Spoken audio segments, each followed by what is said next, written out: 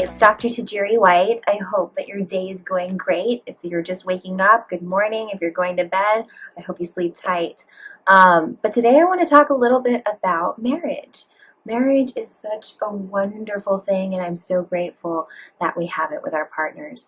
Marriage can be really challenging at times, and just like any human relationship, it has its challenges, whether it's a mother-daughter relationship, a father-son relationship, or even a relationship with our in-laws. It can be challenging.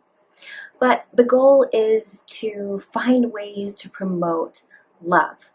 Okay, so that's what brings me to my next topic, which I wanted to address, and is along the same lines, are the 5 love languages by Gary Chapman. Now, his idea is brilliant, and I think we should all abide by it. So first and foremost, when we grew up, we thought a lot about the golden rule, or at least our parents told us about the golden rule, right? Do unto others what you want done unto yourself. So we go along in life, and I think that I love lip gloss, so of course my girlfriend's going to love lip gloss. Or I love getting my toenails done, pedicure, manicure. Of course, my girlfriend's going to love that too. I kind of make that assumption. It's kind of based along the lines of the golden rule. If you like it, do it to somebody else. If you don't like it, don't do it to them. It's kind of very obvious, okay? So it reminds me of how we are raised. So when I got married, and I love my husband to death, and he is the greatest supporter in my life. But I tried so hard to make him happy in all the ways that made me happy, okay? So in our first year of marriage, I would tell him, oh, baby, you look so handsome today. Or thank you for doing this and taking out the trash. And thank you for pulling my clothes out of the dryer or the washer. Thank you, thank you, thank you. I appreciate you. I love you. Thank you, thank you. You're amazing. You're great. You're wonderful. You're all these amazing things that he is. But I would always say it verbally as positive reinforcement.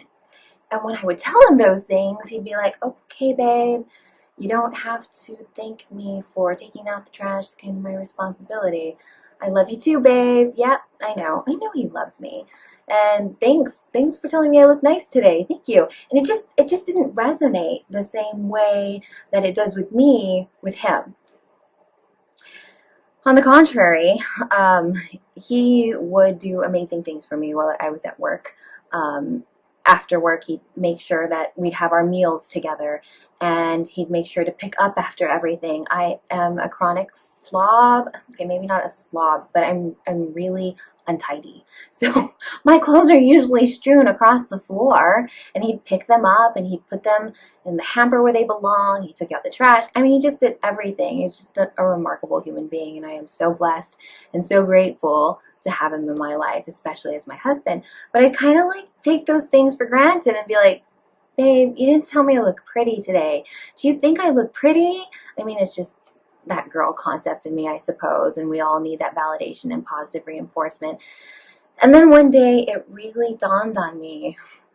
I have a love language, and my love language, guess what it is? Positive words of affirmation.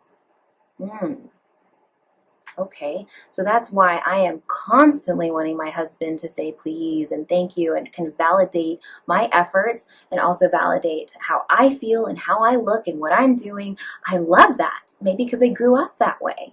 We're each different, right?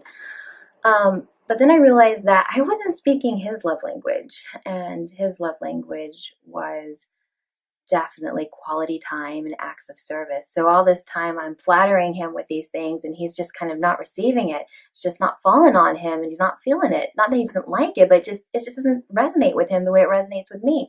So all along, I really should have been doing acts of service, what he was doing for me, and I wasn't receiving it because it wasn't my love language. Okay, so I guess you're catching the drift. I mean, we grow up thinking the golden rule, do unto others what you want done unto yourself. If you like it, continue to promote that over and over and over and over again on the other person. But I was totally burning my husband out with these ridiculous comments, these ridiculous statements. It started getting to the point where I was like, are you fishing for a compliment? And I'm like, oh, maybe. But But nevertheless, the point is we got to speak each other's love language. So I had to stop doing the whole positive words of affirmation thing for him. And I started pulling out his laundry and maybe ironing something for him, taking out the trash this time, ooh, picking up the dreaded dog poop in the backyard.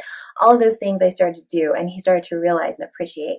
His second love language is quality time. So we made sure we went on dates and did things together. Now that we have a son in our lives, it gets challenging, but we got to make time for that.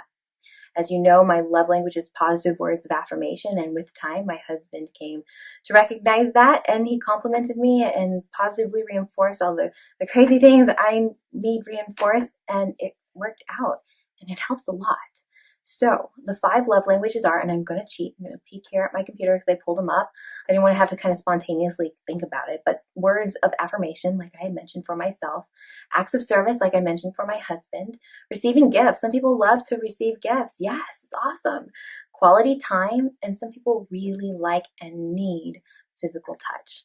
So this goes very well for those of you out there who are the touchy-feely kind and your spouse isn't really receptive. We got to think about those things. Sometimes we got to change our behaviors to positively reinforce our loved ones and to promote that relationship so we can always grow together.